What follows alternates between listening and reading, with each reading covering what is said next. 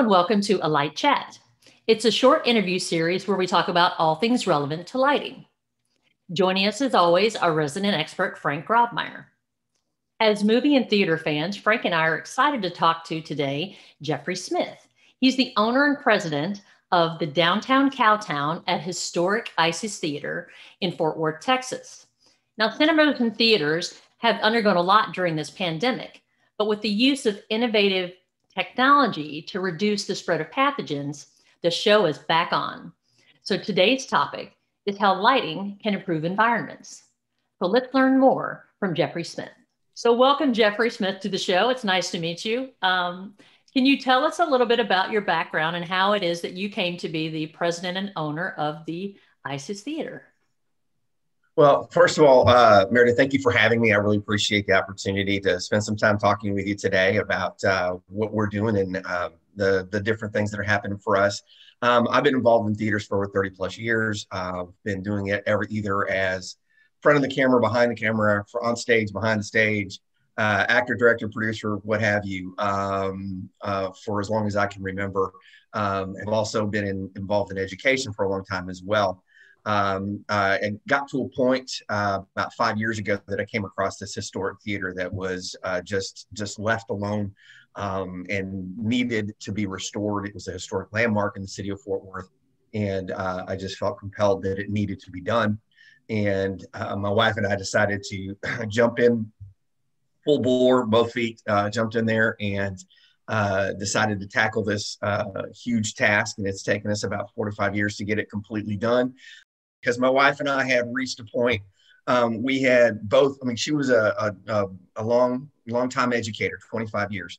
And we both kind of sat down and we kind of were at a crossroads. We were talking about all of the things that we've always wanted to do. It was right around Christmas 2016, and we were sitting there going, okay, so what is it we really want to do? And I didn't hesitate. I said, well, there's the Isis Theater in Fort Worth. That's the building I want. This is what I want to do with it. This is how I want to build it. This is what I think we can do with it. And I think it'd be a great journey and a great opportunity. And without missing a beat, she looked at me and went, okay.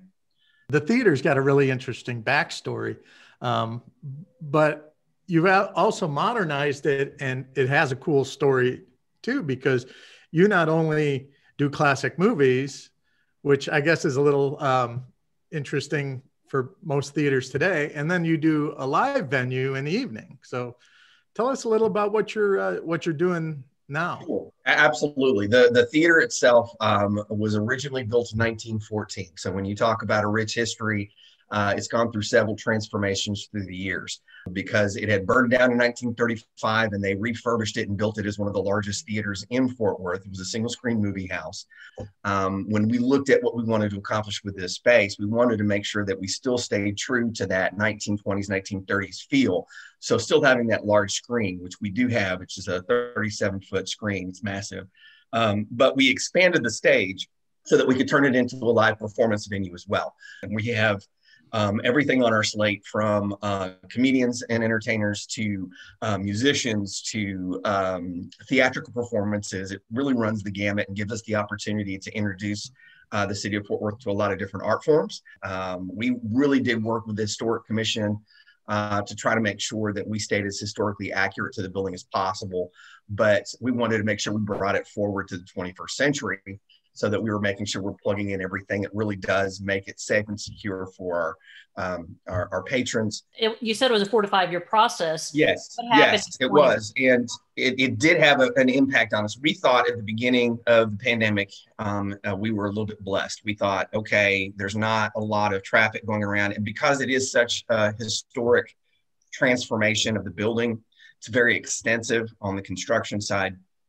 One of the biggest interruptions through the pandemic was deliverables and shipping and getting things here in a timely fashion.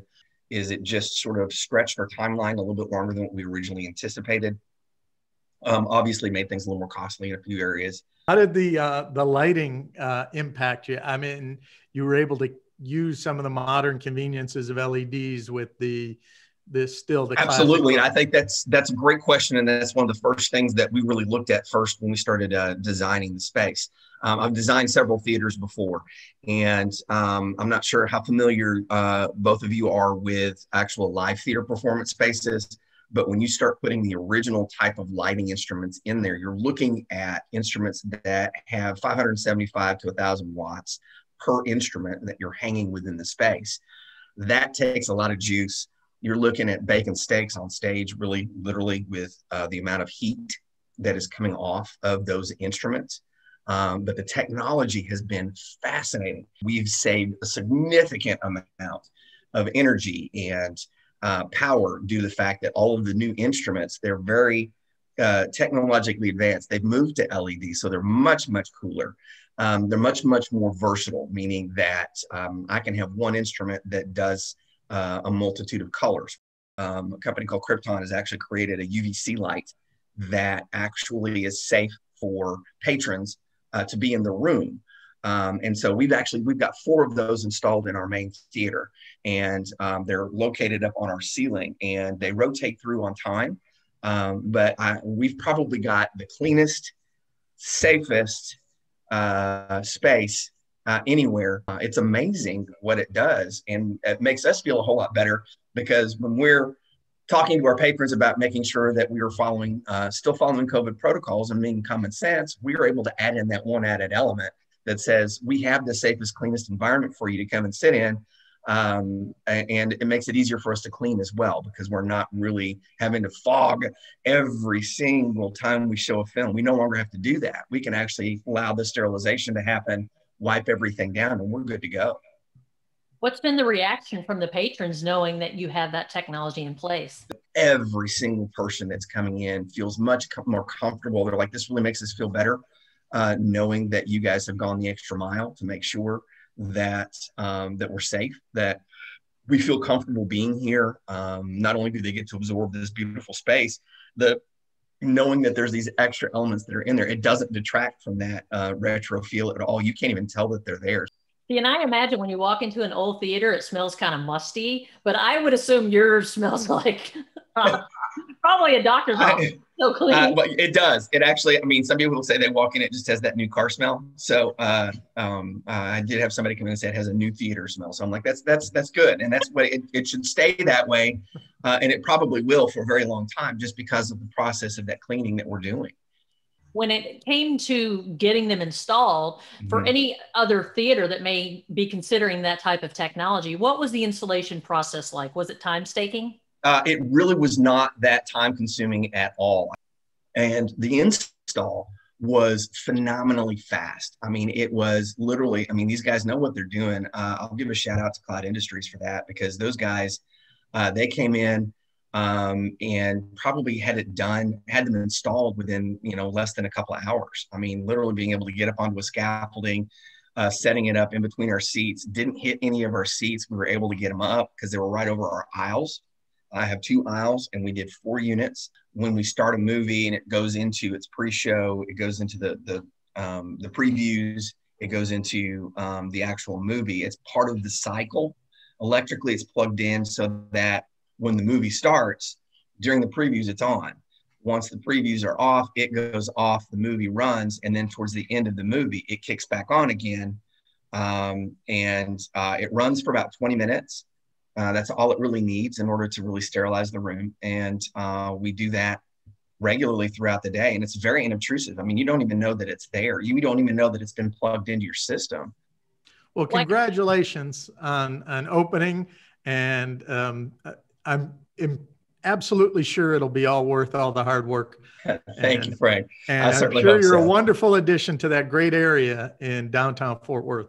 We're real excited. We like what we've been able to accomplish. We're proud of what we've been able to accomplish. We look forward to our partnership with the city and everything we're doing moving forward. And hopefully we're, kind of a pilot for other folks on dealing with UVC and making areas safer for everybody. I don't know about you, Frank, but I'm thinking road trip. Yeah, absolutely. I think y'all need to come down and come catch a show. We've got all sorts of great things coming through, and either seeing a movie or come to see one of our live shows and know that you're coming to one of the safest environments on the face of the planet right now. So I'm in. Sounds like an invite. Thanks again, Jeffrey, and thank you for watching this episode of A Light Chat. Be sure and follow and subscribe to the Natural LED YouTube channel for future episodes. We hope to see you soon.